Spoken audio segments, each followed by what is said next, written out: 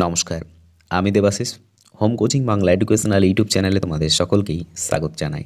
Deer railway aspirant, দেখো, যে সমস্ত অ্যাসপিরেন্টরা রেলওয়ে পরীক্ষার প্রিপারেশন নিচ্ছ তারা প্রত্যেকেই জানো যে recently railway exam calendar declare করেছে।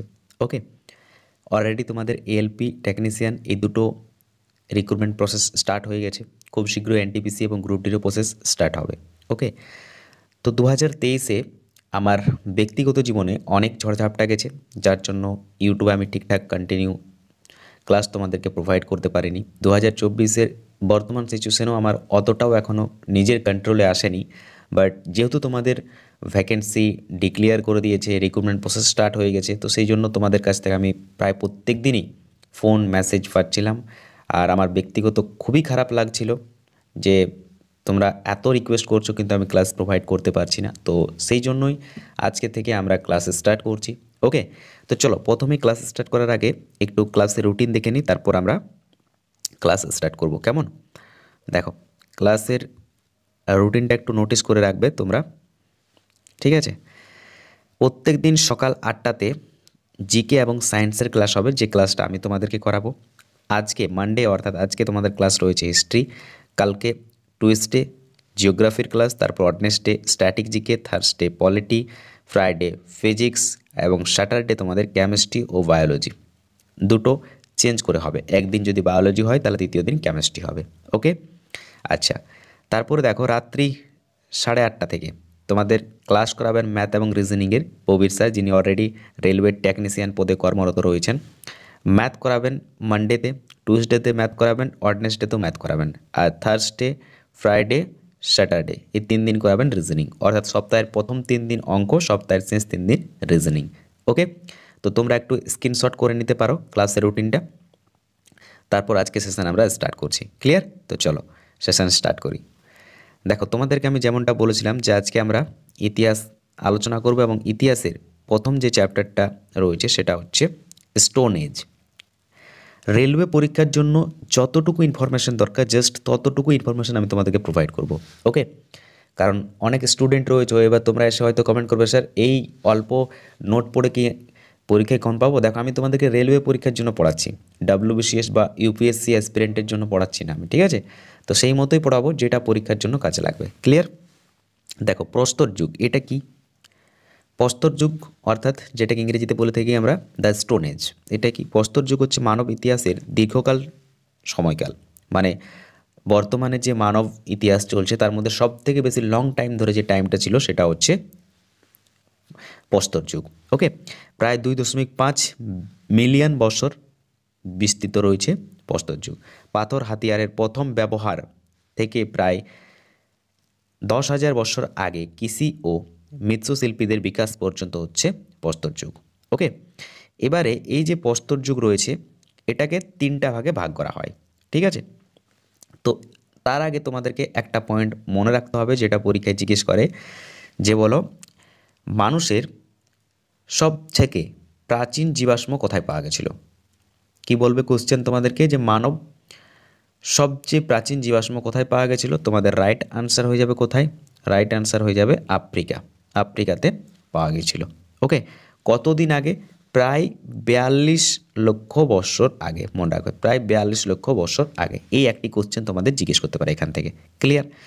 আচ্ছা, এরপরে দেখো, অনেক ঐতিহাসিকের অনেক মত রয়েছে, ঠিক আছে? কেউ এই যে প্রস্তর যুগ রয়েছে এটাকে অন্যভাবে ভাগ করে থাকে, আবার কোনো ঐতিহাসিক অন্যভাবে ভাগ করে থাকে। তো আমরা সেই সব কন্ট্রোভার্সিতে যাচ্ছি না, কারণ আমরা এখানে ইতিহাসে পিএইচডি করতে আসিনি, ঠিক আছে? আমরা এটাই জানবো জাস্ট যে প্রস্তর যুগকে আমরা 3টা ভাগে ভাগ করব, ঠিক আছে? কি কি? প্রথম যে ভাগ সেটাকে আমরা বলবো প্যালিওথিক যুগ, প্যালিওলিথিক যুগ, যেটাকে পুরাতন প্রস্তর যুগ বলা হয়, ঠিক আছে? বা প্রাচীন প্রস্তর যুগ বলা হয়। এবার দেখো, এই যে এই যুগটা রয়েছে প্রাচীন প্রস্তর যুগ, কীভাবে নামটা এলো? দেখো, এখানে রয়েছে পেলিও, ঠিক আছে? এই যে পেলিও রয়েছে, পেলিও কথার অর্থ কি? পেলিও কথার অর্থ হচ্ছে পুরাতন। আর লিথিক কথার অর্থ কি? লিথিক কথার অর্থ হচ্ছে প্রস্তর। পেলিওলিথিক হচ্ছে গ্রিক শব্দ, মনে রাখবে। এখান থেকে একটা কোশ্চেন জিজ্ঞেস করতে পারে যে পেলিওলিথিক কোন শব্দ? তো মনে রাখবে গ্রিক শব্দ। পেলিও কথার অর্থ হচ্ছে পুরাতন, আর লিথিক কথার অর্থ হচ্ছে প্রস্তর। তাহলে লিথিক যখনই পাবে তখন সেটা হয়ে যাবে কি? প্রস্তর। ওকে, আচ্ছা, এবার এখান থেকে কি কোশ্চেন জিজ্ঞেস করবে, এখান থেকে আরেকটা কোশ্চেন তোমাদেরকে জিজ্ঞেস করবে, সেটা হচ্ছে গিয়ে বলো কি দেখি, একটা কোশ্চেন জিজ্ঞেস করবে যে বলো এই যে প্রাচীন প্রস্তর যুগ, ঠিক আছে, এটা গঠন কে করেছে, এই যে পেলিও এজটা এটা গঠন কে করেছে, এটা গঠন করেছে মনে রাখবে প্রত্নতত্ত্ববিদ জন লুব্বক। কি নাম বললাম, জন লুব্বক, লুব্বক, ঠিক আছে, ইনি কিন্তু এই প্রাচীন প্রস্তর যুগকে গঠন করেছেন। কত সালে, সালটা মনে রাখবে 1865 সালে। ওকে, ঠিক আছে। আর যদি বলে যে প্রাচীন প্রস্তর যুগের নিদর্শন ভারতে কবে প্রথম আবিষ্কৃত হয়েছিল, কোশ্চেন জিজ্ঞেস করতেই পারে যে প্রাচীন প্রস্তর যুগের নিদর্শন ভারতে প্রথম কবে আবিষ্কৃত হয়েছিল, তো মনে রাখবে সালটা হচ্ছে তোমাদের 1863। কে করেছিল, ব্রুস ফুট, নামটা হচ্ছে কি রবার্ট ব্রুস ফ্রুট, ঠিক আছে, তিনটাই আমি শর্ট ফর্ম লিখছি, মনে রাখবে RBF, ঠিক আছে, রবার্ট ব্রুস ফ্রুট 1863 খ্রিস্টাব্দে প্রাচীন প্রস্তর যুগের নিদর্শন ভারতে প্রথম আবিষ্কার করেছিল। ওকে, এবার আমরা প্রাচীন প্রস্তর যুগের কিছু বৈশিষ্ট্য দেখে নেব। দেখো প্রাচীন প্রস্তর যুগের বৈশিষ্ট্য হচ্ছে কি, যে যাযাবর জীবনধারা ছিল, মানে নির্দিষ্ট কোনো ঘর ছিল না, নির্দিষ্ট কোনো স্থান ছিল না। আজকে যদি থাকে কলকাতাতে, তো কালকে থাকবে পুরুলিয়াতে, তারপর দিন থাকবে মেদিনীপুরে, তারপর দিন থাকবে জলপাইগুড়িতে, এই মতো, ঠিক আছে, মানে একজ্যাক্ট কোনো জীবনধারা বা একজ্যাক্ট কোনো লোকেশন বেস করে যে তারা বসবাস করতো এমনটা নয়, ঠিক আছে। গুহায় বসবাস করতো, মানে যেখানে পাথর রয়েছে সেটাকে কেটে একটা গুহা মতন বানিয়ে থাকতো, বা অনেক সময় আমরা পাহাড়ে দেখতে পাই না যে দুটো পাথরের মাঝখানে যে একটা জায়গা থাকে সেখানে বসবাস করতো। ওকে, শিলাই ছিল মূলত আশ্রয় কেন্দ্র, পাথরের নিচেই কিন্তু আশ্রয় নিত মানুষ তৎকালীন সময়। ওকে, খাদ্যের জন্য তৎকালীন সময় কি তাদের সুযোগ ছিল, বা সুযোগ বলা যাবে না, তাদের কি উপকরণ ছিল, খাদ্যের জন্য তারা একটাই পথ অবলম্বন করে চলতো, সেটা হচ্ছে শিকার, ঠিক আছে, তৎকালীন সময়ে খাদ্যের জন্য শিকার করতো তারা। আর কি কি ব্যবহার করতো, হাতের কুড়াল, স্ক্যানের, মানে কি বলবো ওটাকে, স্ক্র্যাপের টাইপের এক ধরনের বস্তু ছিল ওটা, ঠিক আছে, এখন বর্তমানে দেখা যায় না ওটা, এখানে আমি তোমাদেরকে পিকচারটা দেখাতে পারছি না, ঠিক আছে, ইন ফিউচার যদি তোমাদের সহায়তা থাকে ডিজিটাল বোর্ড হয় তাহলে আমি কোনোদিন এগুলো পিকচারাইজ করে বুঝিয়ে দেবো জিনিসগুলো, ঠিক আছে। আচ্ছা, তো এখান থেকে আমাদের কোশ্চেনও মনে পড়ে না, জাস্ট মনে রাখতে সুবিধা হয়। কোশ্চেন তোমাদের এখান থেকে মনে পড়ার মতো একটাই রয়েছে যে বলো প্রাচীন প্রস্তর যুগের গুরুত্বপূর্ণ সাইট, ঠিক আছে, তো মনে রাখবে ভীমবেটকা রক শেল্টার, যেটা মধ্যপ্রদেশে রয়েছে, খুবই খুবই ইম্পর্টেন্ট, এটা কিন্তু প্রাচীন প্রস্তর যুগের একটা গুরুত্বপূর্ণ সাইট। এছাড়া রয়েছে হুংসগি ভ্যালি, যেটা কর্ণাটকে রয়েছে, এটাও প্রাচীন প্রস্তর যুগের একটা সাইট। আর হচ্ছে তামিলনাড়ুর আত্তিরাম্পাক্কাম, এটা হচ্ছে তোমার প্রাচীন প্রস্তর যুগের সাইটস, ঠিক আছে। আচ্ছা, প্রাচীন প্রস্তর যুগের মানুষদেরকে কি বলা হতো, হোমোস্যাপিয়েন্স বলা হতো, মনে রাখবে হোমোস্যাপিয়েন্স বলা হতো, ঠিক আছে। আচ্ছা, এবারে দেখো একটা জিনিস, এখানে আমরা কি দেখলাম, শুধু বৈশিষ্ট্যগুলো দেখলাম, এর মধ্যে মনে রাখবে এই যে প্রাচীন প্রস্তর যুগ রয়েছে এর মধ্যে আবার ডিভিশন রয়েছে, ঠিক আছে, এর মধ্যে ডিভিশন রয়েছে, কি কি ডিভিশন রয়েছে, একটা হচ্ছে আর্লি প্যাথিওলিথিক এজ, যেটাকে আমরা কি বলে থাকি, যেটাকে আমরা বলে থাকি নিম্ন প্রাচীন প্রস্তর যুগ বা সর্বকালীন প্রাচীন প্রস্তর যুগ, ঠিক আছে।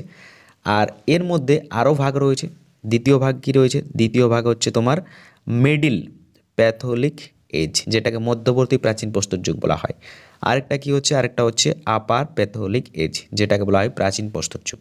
এই তিনটা ভাগ রয়েছে, ঠিক আছে, প্যাথোলিক এজের তাহলে তিনটা ভাগ কী কী, একটা হচ্ছে তোমার নিউ প্যাথোলিক এজ, একটা হচ্ছে মিডিল, একটা হচ্ছে তোমার আপার, এই তিনটা পার্ট এর রয়েছে। ওকে, এখান থেকে তেমন কোনো কোশ্চেন হয় না, মনে রাখার মতো তেমন নেই, জাস্ট এটা মনে রাখবে যে প্রাচীন প্রস্তর যুগের যে অস্ত্রের সমাবেশ সেটা কোন কোন নদীর তীরে পাওয়া গেছে, তাপ্তি, গোদাবরী, ভীম, কৃষ্ণা, এগুলোর উপরে পাওয়া গেছে, ঠিক আছে। এছাড়াও নিম্ন প্রস্তর যুগে পাওয়া গেছিলো তোমার কোথায়, সোন, পাঞ্জাবের যে সোন রয়েছে সেই জায়গাগুলোতে পাওয়া গিয়েছিল। ওকে, আচ্ছা, আর তোমার এখান থেকে কোশ্চেন জিজ্ঞেস করার মতো তেমন থাকে না, চলো নেক্সট আমরা ভিজিট করি, ঠিক আছে। কোন জায়গাতে, মেসোলিথিক এজতে, এই যে বললাম মেসো কথার অর্থ হচ্ছে কি মধ্য, আর এখানে লিথিক যেটা রয়েছে, লিথিক কথার অর্থ কি প্রস্তর, তাহলে কি হয়ে গেল মধ্য প্রস্তর যুগ, ঠিক আছে। টাইম পিরিয়ডটা কি হচ্ছে তোমার 10,000 খ্রিস্টপূর্বাব্দ থেকে 6,000 খ্রিস্টপূর্বাব্দ হচ্ছে তোমার মেসোলিথিক যুগের টাইম পিরিয়ড, ক্লিয়ার, যেটাকে আমরা বলছি মধ্যপ্রস্তর যুগ। ওকে, এবার দেখো এই যে মেসোলিথিক যুগ স্টার্ট হলো, এই মেসোলিথিক যুগে কি করলো মানুষ ধীরে ধীরে তাদের যে প্রথমে অস্ত্রগুলো ছিল, তাদের প্রথম অস্ত্র কী ছিল? পাথর। সেই পাথরটা কী করতো? কোনো পশুকে পাথর দিয়ে আঘাত করলো, ঠিক আছে, চারদিক থেকে একটা পশুকে ঘিরে আঘাত করলো, সেটাই তাদের শিকার হয়ে গেল, ঠিক আছে। কিন্তু মধ্যপ্রস্তর যুগে তারা একটু আপডেট হলো। কীরকম আপডেট হলো? তারা কি করলো? ওই যে পাথর, সেই পাথর থেকে তারা অস্ত্র বানাতে শুরু করলো এবং সেই অস্ত্রগুলোকে হালকা হালকা করে ধারালো করতে স্টার্ট করলো মধ্যপ্রস্তর যুগে, ঠিক আছে।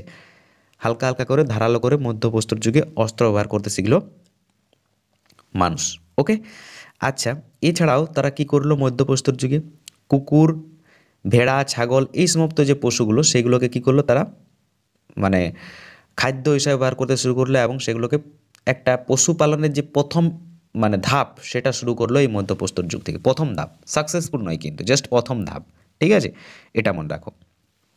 এবার এখানে আমরা একটু বৈশিষ্ট্যগুলো দেখে নেব। দেখো বৈশিষ্ট্য কী রয়েছে তোমার এখানে। মেসোলিথিক যুগ, এর বৈশিষ্ট্য হচ্ছে যাযাবর জীবন থেকে ধীরে ধীরে কী করছে? তারা নদী এবং হ্রদের ধারে বসবাস করছে। তাহলে প্রথমেই যে আমরা দেখলাম প্রাচীন প্রস্তর যুগের মানুষগুলো বা পুরাতন প্রস্তর যুগের মানুষগুলো কী করতো? তারা নদীর ধারে বসবাস করতো না, তারা নির্দিষ্ট কোনো জায়গাতেই বসবাস করতো না, বিভিন্ন জায়গাতে ছুটে বেড়াতো। কিন্তু এই যে মেসোলিথিক যুগ বা মধ্যপ্রস্তর যুগে যখন মানুষ এলো, তখন তারা কী করলো? ধীরে ধীরে নদীর ধারে বসবাস করতে শুরু করলো। এবার তাহলে তোমরা বলবে যে কেন নদীর ধারে বসবাস করা শুরু করলো? তার রিজন রয়েছে। দেখো, নদীর ধারে বসবাস করতে গেলে জল পাবো আমি, আর জল হচ্ছে, জলের অপর নাম কি? জীবন। তাহলে জল থাকলেই আমার পশু সেখানে আসবে জল খেতে, তাহলে সেখান থেকে আমি শিকার করতে পারবো জলের এলাকাতে থাকলে, ঠিক আছে। দ্বিতীয় হচ্ছে কি, জল থাকলে আমি হালকা করে কোনো কৃষিকাজও করতে পারবো। তৎকালীন সময় জাস্ট এই ভাবনাটাতে মানুষ শিফট হচ্ছিল, ইমপ্লিমেন্ট করছিল, এমনটা নয় সাকসেস হয়েছিল, পরবর্তী ক্ষেত্রে সেটা সাকসেসফুল হয়, ঠিক আছে। তো ধীরে ধীরে কী করে? মধ্যপ্রস্তর যুগে মানুষ নদীর ধারে আসতে শুরু করে, ওকে। ক্ষুদ্রতা এবং আরও বৈচিত্র্যময় পাথর হাতিয়ারের বিকাশ, যাকে বলা হয় মাইক্রোলিথ। অর্থাৎ কী করে? তারা হাতিয়ার তাদের উন্নত করে, যেটা তোমাদেরকে বললাম, ঠিক আছে। অস্ত্রগুলোকে একটু একটু করে পাতলা, ছোট, যাতে করে ধারালো অস্ত্র হয় এবং খুব কী বলবো, অল্প বল প্রয়োগ করে পশু যাতে শিকার করা যায়, সেই ধরনের অস্ত্র তারা বানাতে স্টার্ট করলো। এছাড়াও মাছ ধরার উপর নির্ভরশীলতা কিন্তু শুরু করলো মেসোলিথিক যুগের মানুষগুলো। কীভাবে? যখনই তারা নদীর ধারে বা হ্রদের ধারে আসতে শুরু করলো, তখন তারা নদীতে কী থাকবে? মাছ থাকবে। তো সেটাও তাদের একটা খাদ্যের কী বলবো যে অভাব ছিল, সেটা দূর করতে শুরু করলো, ওকে। অর্থাৎ খাদ্য হিসাবে মাছকে তারা গ্রহণ করতে শুরু করলো মধ্যপ্রস্তর যুগের মানুষরা, ওকে। আচ্ছা, আর পরবর্তী ক্ষেত্রে তারা পাথরের বিভিন্ন শিল্প এবং প্রতীক বানিয়েছিল। তো এবারে এখান থেকে আমাদের গুরুত্বপূর্ণ সাইট জানবো। দেখো এটা হবে না, ঠিক আছে। গুরুত্বপূর্ণ সাইট হচ্ছে তোমার ল্যাংনাথ, যেটা গুজরাটে অবস্থিত, আর দমদমা, যেটা হরিয়ানাতে অবস্থিত। এটা হচ্ছে তোমার মধ্যপ্রস্তর যুগের সাইট, ঠিক আছে। এবারে এখান থেকে আমাকে জানতে হবে যে মধ্যপ্রস্তর যুগের মধ্যে একটা ভালো কোশ্চেন হয়। কি কোশ্চেন বলো তো? কোশ্চেনটা হচ্ছে যে তোমার কোশ্চেনটা কীভাবে হবে যে ভারতবর্ষের মধ্যে গৃহপালিত পশুর সব থেকে পুরাতন দৃষ্টান্ত কোথায় পাওয়া গেছে? ভারতের মধ্যে কোন জায়গাতে? তো মনে রাখবে কোথায় হবে? হবে তোমার রাজস্থান এবং মধ্যপ্রদেশে। রাজস্থান এবং মধ্যপ্রদেশে সব থেকে পুরাতন গৃহপালিত পশুর পুরানো দৃষ্টান্ত পাওয়া গেছে। আর সেটাকে গেস করা হয় কোন টাইম থেকে স্টার্ট হয়েছিল? এই মধ্যপ্রস্তর যুগ থেকেই স্টার্ট হয়েছিল। জাস্ট স্টার্ট হচ্ছে, ঠিক আছে, এখনও সাকসেস হয়নি কিন্তু, ওকে। এটাই হচ্ছে তোমার মধ্যপ্রস্তর যুগের থেকে কোশ্চেন, আর তেমন কোশ্চেন জিজ্ঞেস করবে না, ওকে। চলো নেক্সট হচ্ছে নিওলিথিক যুগ। নিওলিথিক যুগটা কি? নিউ কথার অর্থ কি? নতুন। লিথিক কথার অর্থ কি? প্রস্তর। তাহলে কি হলো? নতুন প্রস্তর যুগ। টাইম পিরিয়ড হচ্ছে 6000 খ্রিস্টপূর্বাব্দ থেকে 1000 খ্রিস্টপূর্বাব্দ, ওকে। এখানে প্রথমে বৈশিষ্ট্যগুলো আমরা দেখে নেব, তারপর আমরা অন্যান্য আলোচনা করব। কি বলছে? শিকারী সংগ্রাহক জীবনধারা থেকে কৃষি এবং পশুপালন রূপান্তর করলো তারা। পালিশ করা পাথরের হাতিয়ার, মৃৎশিল্প তৈরি এবং স্থায়ী বসতির উন্নয়ন হলো।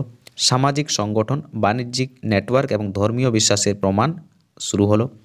আচ্ছা, গুরুত্বপূর্ণ সাইট হচ্ছে মেহেরগড়, যেটা পাকিস্তানে অবস্থিত বর্তমানে, আর বুরজাহম, যেটা কাশ্মীরে অবস্থিত, আর চিরান, যেটা বিহারে অবস্থিত, ওকে। এগুলো হচ্ছে কি পয়েন্ট। এবারে নব্যপ্রস্তর যুগ থেকে আমরা কী কী জিনিস জানবো? নব্যপ্রস্তর যুগ কে সব থেকে ভালো কিন্তু এক্সপ্লেন করেছিলেন কে, স্যার জন লুবক। মনে রাখবে, সব থেকে ভালোভাবে এক্সপ্লেন করেছিলেন তিনি। ঠিক আছে, এবার এই নব্য প্রস্তর যুগ থেকে আমরা কি কি জানতে পারি? এখান থেকে আমরা এটাই জানতে পারছি যে ওই যে মধ্যপ্রস্তর যুগে মানুষেরা পশুপালনের দিকে এগোচ্ছিল, সেটা কিন্তু মধ্যপ্রস্তর নতুন প্রস্তর যুগতে এসে কি হয়, সফল হয়ে যায়। তারা একদম কমপ্লিটলি কী করে, নদীর ধারে বসবাস শুরু করে দেয় এবং সেখানে কৃষিকাজ স্টার্ট করে এবং পশুপালনও স্টার্ট করে দেয়। কোন যুগে? নতুন প্রস্তর যুগে। আর তাদের যে অস্ত্রগুলো ছিল সেই অস্ত্রগুলোর উন্নতি হতে শুরু করে, অস্ত্রগুলো ধারালো হয়, ছোঁচালো হয় এবং সেগুলো ওজনেও হালকা হয়। কোন যুগে? এই নতুন প্রস্তর যুগে। ওকে, এই নতুন প্রস্তর যুগেই কিন্তু একটা চাষ হয়েছিল, যেটা কোশ্চেন জিজ্ঞেস করে যে বিশ্বের সর্বপ্রথম তুলার চাষ কোথায় হয়েছিল? বিশ্বের সর্বপ্রথম তুলার চাষ কোথায় হয়েছিল বলো তো? ভারতবর্ষের মধ্যেই হয়েছিল। ঠিক আছে, আর এটা তোমার হচ্ছে মানে তৎকালীন সময় ভারতবর্ষ, এখন মানে এক্সাক্ট জায়গাটা ভারতের মধ্যে নেই। ঠিক আছে, তো ওটা তোমার ওই বালুচিস্তানের মেহেরগড় যে জায়গাটা, সেখানে হয়েছিল তোমার বিশ্বের প্রথম তুলার চাষ। ওকে, এটা এই নব্য প্রস্তর যুগেই হয়েছিল, মনে রাখবে। ওকে, এছাড়াও বিভিন্ন গবাদি পশু, এই যে কুকুরের পশুপালন, ছাগল, ভেড়া, এগুলোর পশুপালনও হয়েছিল তোমার এই নতুন প্রস্তর যুগের মধ্যে। ওকে, আচ্ছা, এই নব্য প্রস্তর যুগে কিন্তু ধান চাষেরও কি হয়েছিল, প্রচলন হয়ে গেছিল। ধান চাষেরও প্রচলন নব্যপ্রস্তর যুগে হয়ে গেছিল, মনে রাখবে। এর উল্লেখটা কোথায় পাওয়া যায়, কোশ্চেন জিজ্ঞেস করতে পারে। তাহলে নব্যপ্রস্তর যুগে যে ধান চাষের উল্লেখ পাওয়া যায়, সেটা কোথায় আমরা পেয়েছি, তার নিদর্শন পেয়েছি আমরা এলাহাবাদে। ঠিক আছে, যেটা আমরা বর্তমানে প্রয়াগরাজ হিসাবে জানি, সেখানে নিদর্শন পাওয়া গেছিল।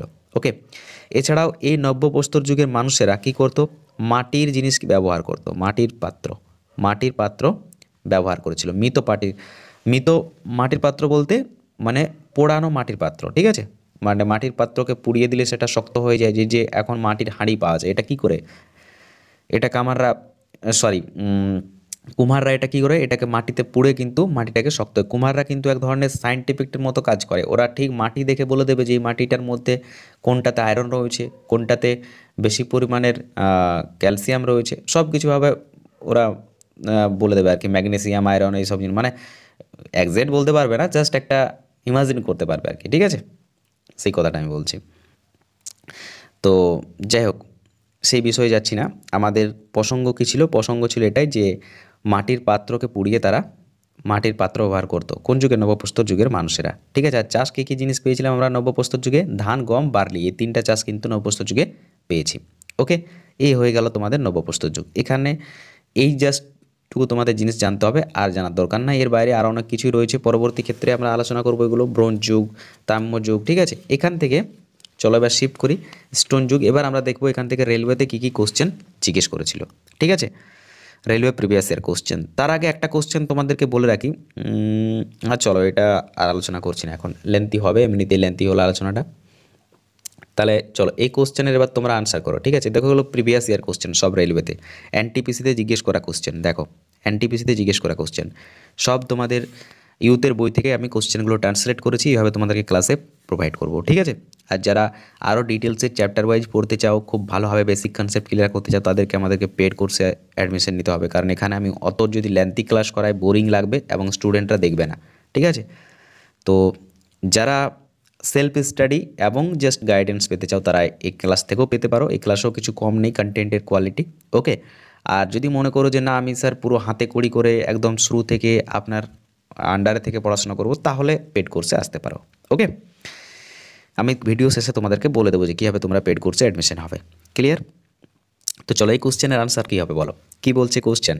মানব ক্রিয়াকলাপ এবং সভ্যতার প্রাক ঐতিহাসিক সময়ের সঠিক কালানুক্রমিক ক্রম নিচের কোনটি? মানে কাল অনুযায়ী বা সময় অনুযায়ী সাজাতে বলছে জাস্ট। তো তোমাদেরকে কি বললাম, প্রথমে যেটা সেটা হচ্ছে কি পেলিওলিথিক পিরিয়ড। ঠিক আছে, তারপরেরটা কি, তারপরটা হচ্ছে মেসোলিথিক পিরিয়ড, তারপর হচ্ছে নিউলিথিক পিরিয়ড। তাহলে অপশান এ হচ্ছে এখানে রাইট আনসার। ক্লিয়ার? চলো নেক্সট কী রয়েছে, ভীমবেটকার গুহা কবে আবিষ্কৃত হয়? খুব ভালো question, most important question, note করে রাখবে। ভীমবেটকার গুহা কবে আবিষ্কৃত হয়, এটাও কিন্তু তোমাদের পরীক্ষায় জিজ্ঞেস করা কোশ্চেন। ঠিক আছে, দেখো এটা তোমাদের এনটিপিসি 2021 জিজ্ঞেস করা কোশ্চেন। তো চলো এর আনসার করো। এর আনসার হবে তোমাদের কি, অপশান সি, ঠিক আছে, অপশন সি হবে এর রাইট অ্যান্সার। 1957 থেকে 58 এই টাইম পিরিয়ডটাতে ভীমবেটকার গুহা আবিষ্কৃত হয়। এটা সম্পর্কে একটু কথা বলে রাখি। এই যে ভীমবেটকার গুহা, ঠিক আছে, এটা তোমার একটা বৌদ্ধ স্থান হিসাবে কিন্তু প্রাচীন প্রস্তর যুগে টাইমটাকে কী বলবো ওটাকে পরবর্তী ক্ষেত্রে পরিচিত পায়। তো এখান থেকে যে কোশ্চেনটা তোমাদের হবে সেটা হচ্ছে ইউনেস্কোর দ্বারা ওয়ার্ল্ড হেরিটেজ সাইটের খেতাব ভীমবেটকা কবে পেয়েছে? তো রাইট অ্যান্সার হয়ে যাবে তোমাদের 2003। 2003তে ভীমবেটকা কী পেয়েছে? ইউনেস্কো দ্বারা ওয়ার্ল্ড হেরিটেজ সাইটের খেতাব পেয়েছে। ওকে, এটা কোথায় অবস্থিত? তো মনে রাখবে ভীমবেটকা হচ্ছে এমপি অর্থাৎ মধ্যপ্রদেশের মধ্যে অবস্থিত। ওকে, মধ্যপ্রদেশের রায়সেন জেলার মধ্যে অবস্থিত, মনে রাখবে। ক্লিয়ার? চলো নেক্সট কোশ্চেন, ভীমবেটকা গুহা কোথায় অবস্থিত? দেখো এটাই তোমাদের 2016তে জিজ্ঞেস করেছিল, মানে ওই যে এক্সাক্ট জায়গাটা এটাই হচ্ছে আমাদের সাথে অন্য মানে কি বলবো কোচিং ইনস্টিটিউট বলতে পারো বা অনলাইন কোচিংয়ের বলতে পারো ডিফারেন্ট। কি ডিফারেন্ট? এখানে দেখো এই যে কোশ্চেনটা ছিল 2016-র, কী বলছে এখানে? ভীমবেটকার গুহা ড্যাশতে অবস্থিত। আর এই কোশ্চেনটাই 2021-এ জিজ্ঞেস করলো এটা কোথায় অবস্থিত। তাহলে রেলও হোক চাই এসএসসি, ঠিক আছে, রেল হোক চাই এসএসসি কী করে, তাদের একটা এরা রয়েছে, নির্দিষ্ট একটা কোশ্চেন করার এরা রয়েছে, সেই এরা থেকেই তারা কোশ্চেন করবে, সেই জায়গা থেকেই এক্সাক্ট কোশ্চেন করবে, কোশ্চেনটা ঘুরিয়ে দেবে।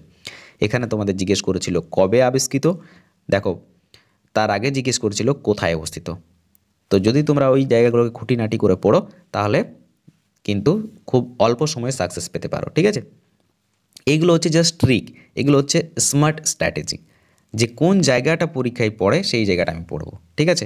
নতুবা যদি প্রথম থেকে পড়তে শুরু করো এই প্রস্তর যুগ তো শেষ হবে না, ঠিক আছে, একদিনে এত কোশ্চেন রয়েছে, বাট অত কোশ্চেন পরীক্ষায় পড়ে না, তো আমি কেন পড়বো ওগুলো?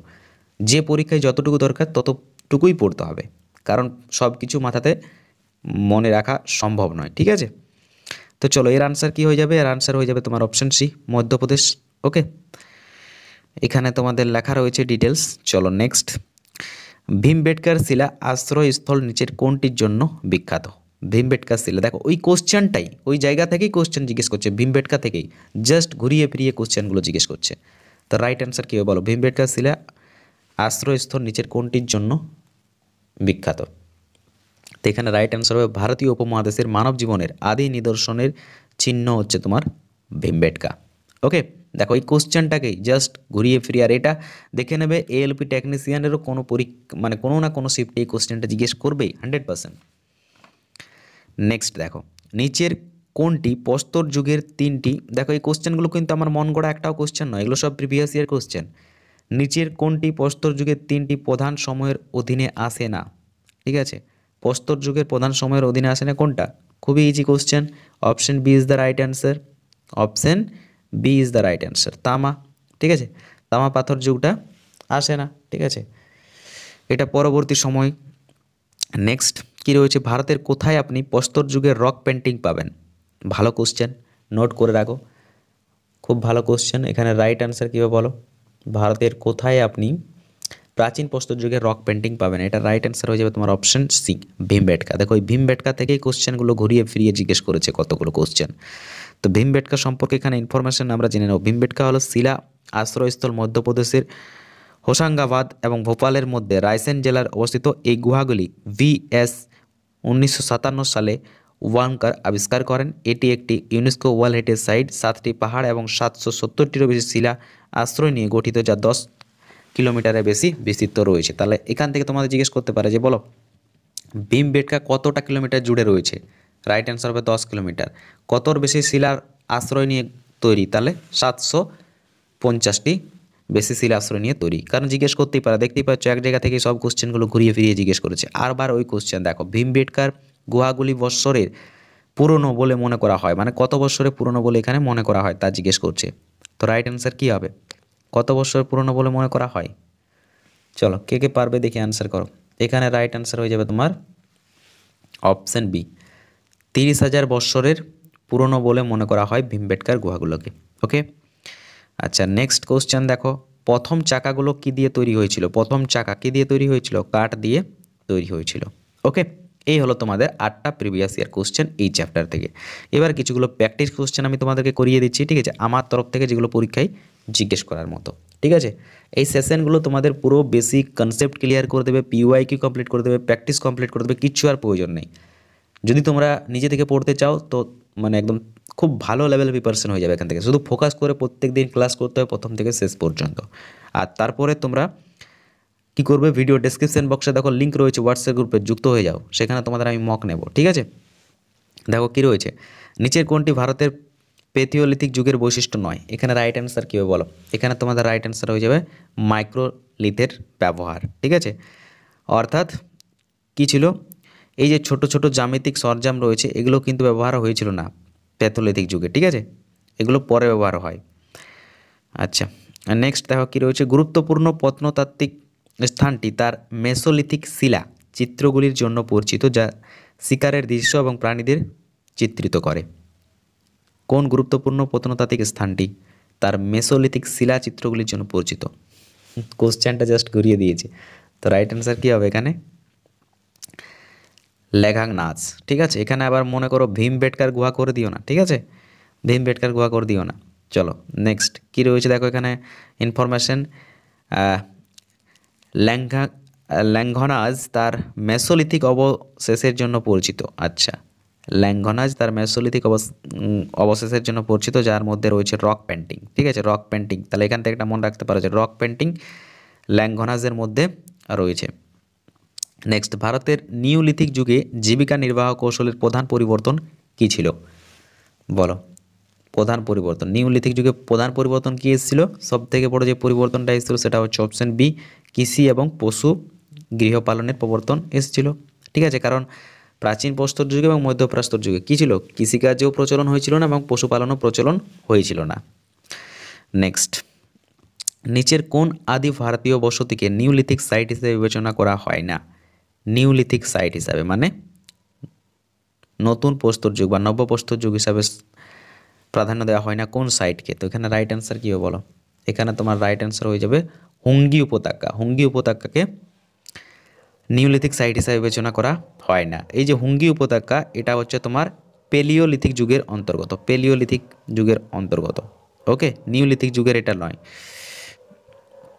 নেক্সট হচ্ছে ভারতের এক সেকেন্ড, ভারতের পেলিওলিথিক যুগে সরঞ্জাম তৈরির জন্য প্রাথমিকভাবে কোন উপাদান ব্যবহার করা হয়েছিল?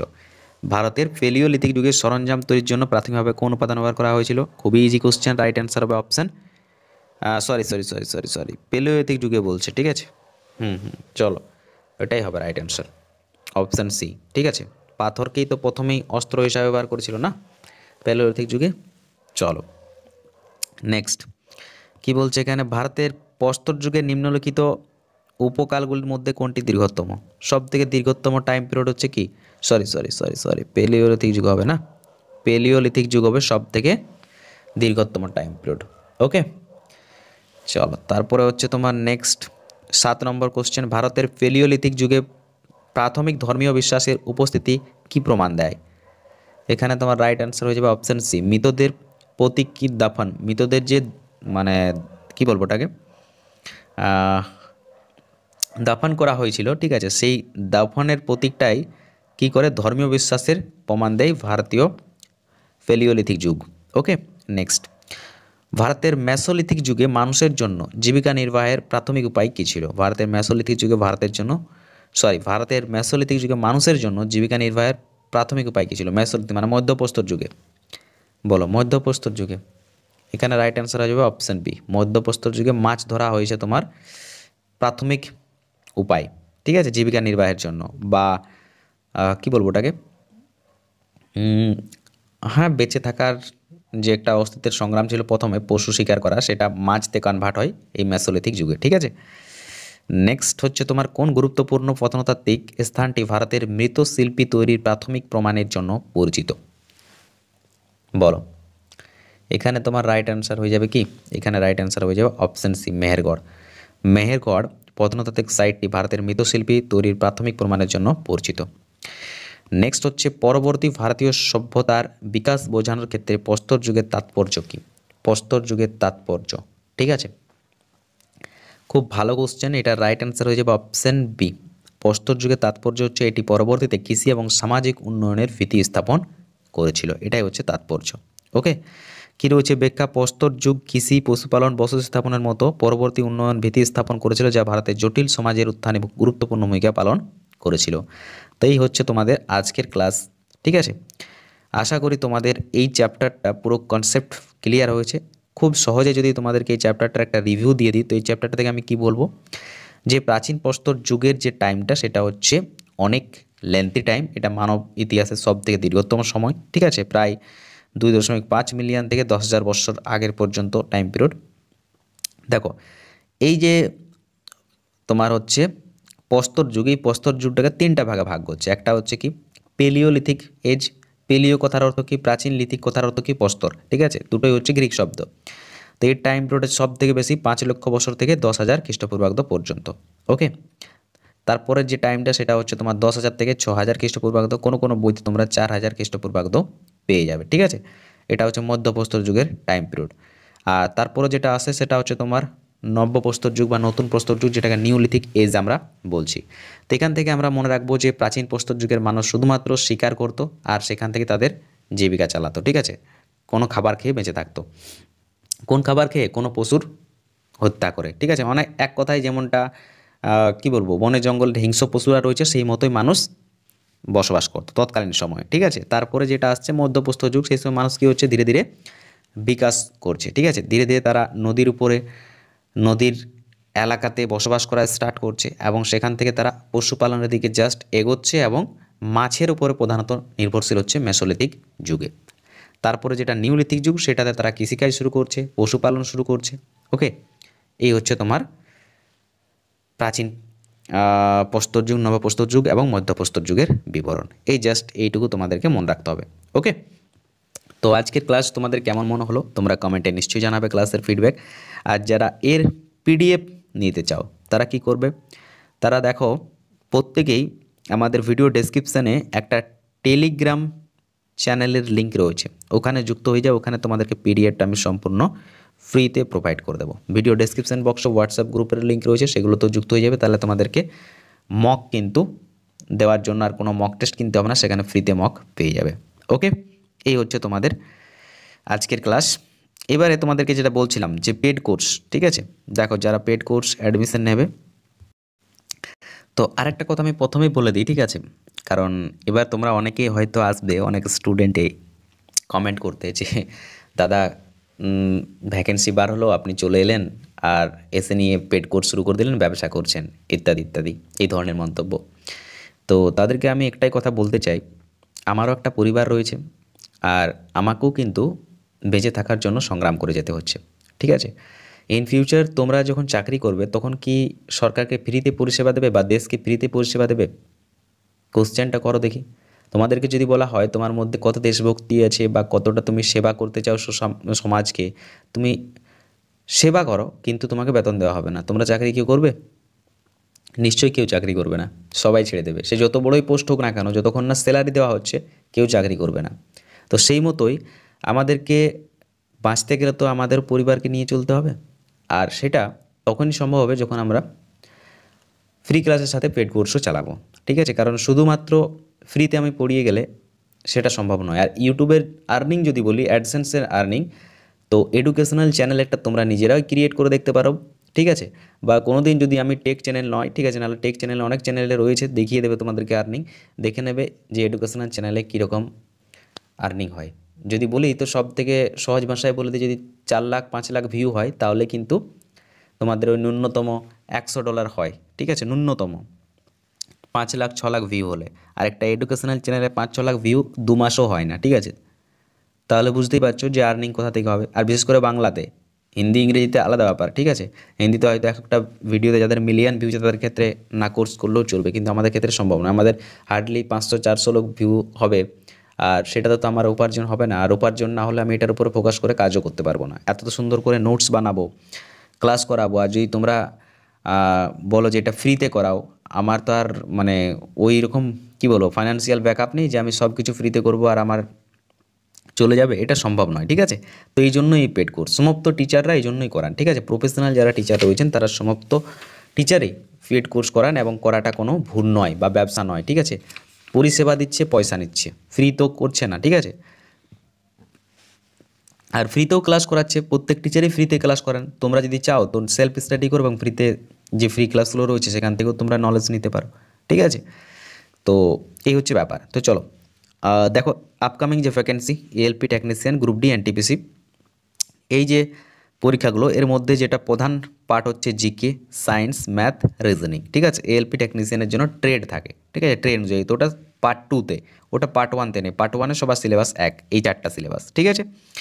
তো এখানে আমরা ডিউরেশন মানে এই যে পেড কোর্স এর ডিউরেশন রেখেছি প্রায় 4 থেকে 5 মাসের মধ্যে কমপ্লিট করব। সর্বনিম্ন 4 মাস, সর্বোচ্চ 5 মাস সময় লাগতে পারে, ঠিক আছে। সপ্তাহে তোমাদের 6 দিন ক্লাস হবে, ঠিক আছে। প্রত্যেক দিন একটি করে ক্লাস হবে। ক্লাসের ডিউরেশন প্রায় 1 ঘন্টার উপরে থাকবে। ক্লাসের সম্পূর্ণ পিডিএফ ফ্রিতে পেয়ে যাবে। তোমাদেরকে এই কোর্সে টোটাল 25টা মক টেস্ট সম্পূর্ণ ফ্রিতে দেবো এবং ডাউট ক্লিয়ার ক্লাসও করানো হবে। এবার হচ্ছে কোর্সের ফি কত রয়েছে। কোর্সের ফি হচ্ছে 499, 499 টাকা। ওয়ান টাইম পেমেন্ট, আর কোনো এক্সট্রা চার্জ তোমাদেরকে লাগবে না, ঠিক আছে। যারা অ্যাডমিশন নিতে চাও এই নাম্বারে পেমেন্ট করবে। গুগল পে, ফোনপে, পেটিএম সব কিছুই অ্যাভেলেবেল রয়েছে, বা এখানে তোমরা কিউআর কোড দেখতে পাচ্ছ, স্ক্রিনশট নিয়ে তোমরা এখান থেকেও পেমেন্ট করতে পারো, ঠিক আছে। স্ক্যান করে পেমেন্ট করার পর এই নাম্বারে তোমরা হোয়াটসঅ্যাপে সেন্ড করে দেবে তোমাদের পেমেন্ট স্ক্রিনশট, নিজের নাম এবং নিজের জেলার নামটা লিখে পাঠাবে, ঠিক আছে। ক্লাস তোমাদের স্টার্ট হচ্ছে 18ই ফেব্রুয়ারি থেকে, ওকে। আর ক্লাস কীভাবে হবে, প্রত্যেকটা সাবজেক্ট ওয়াইজ ক্লাস হবে। স্ট্যাটিক জিকে, ইতিহাস, ভূগোল, সংবিধান, অর্থনীতি, traditional GK, physics, chemistry, biology, environment, math, reasoning সমস্ত কিন্তু তোমাদের chapter wise, subject wise class হবে, ওকে। আপকামিং ভ্যাকেন্সিগুলোকে টার্গেট করে। আর ক্লাস কে কে করাবেন, ক্লাস তোমাদের ম্যাথ এবং রিজনিং করাবেন প্রবীর স্যার, যিনি অলরেডি এএলপিতে জব করে, সরি টেকনিশিয়ানে জব করেন, এবং সায়েন্স ও জিকে পার্টটা আমি তোমাদের করাবো, ওকে। আর এই 1 বছরে আমি কন্টেন্টের উপরে প্রচুর কাজ করেছি, ঠিক আছে। অনেক কোচিং ইনস্টিটিউটে আমি কন্টেন্ট বানিয়ে দিচ্ছি। তো আমার যতটা এক্সপিরিয়েন্স রয়েছে সমস্ত এক্সপিরিয়েন্স দিয়ে তোমাদেরকে কন্টেন্ট প্রোভাইড করব। আই হোপ তোমাদের সিলেকশন 2019-এর গ্রুপ ডিতে যতগুলো পাইয়ে দিয়েছিলাম বা এনটিপিসি যতগুলো পাইয়ে দিয়েছিলাম তার থেকে দ্বিগুণ সিলেকশন এবারে আমরা নেক্সট ভ্যাকেন্সিতে আনবো, এটা আমার বিশ্বাস। আর এই বিশ্বাসটা তখনই সফল হবে যখন তোমরাও নিজেরা পরিশ্রম করবে, নিজেদের ডেডিকেশন দিয়ে পড়াশোনা করবে তখন, ওকে। তো চলো আজকে সেশন আমরা এখানেই অফ করছি। ভালো থেকো, সুস্থ থেকো, নিজের কেয়ার রাখো, সর্বদা মোটিভেট থেকো। সফলতা একদিনই আসবেই। জয় হিন্দ, বন্দে মাতরম।